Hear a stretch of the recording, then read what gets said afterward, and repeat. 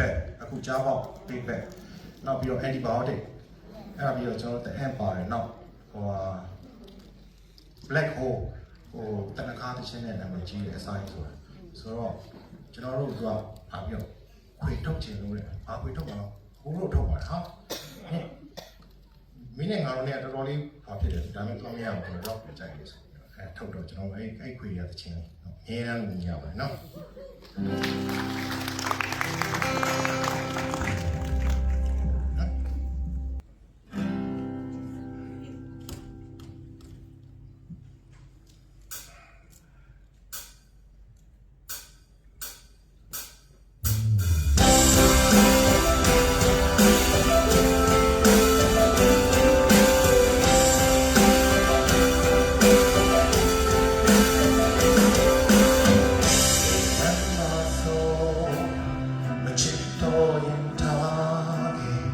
ဘာကြောင့်ဖြစ်ဖြစ်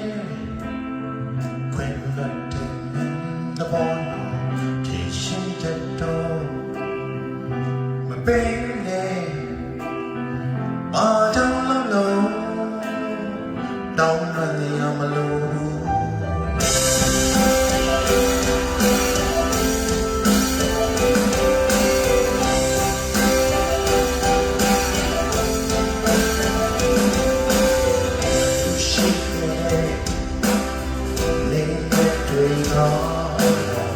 ပြန်စစ်တော့ရင်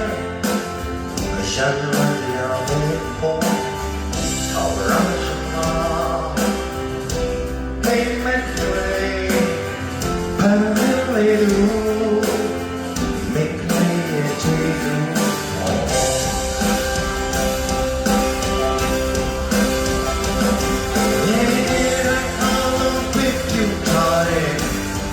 ကျန်လာရင်လေတော့ငါရဲ့ကြောင့်ပဲဘေးမှာပါရဲ့ဆက်ဆက်အသေးရတယ်မေဘူးတော့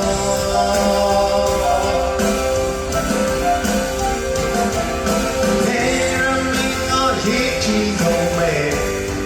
အာဆိုရ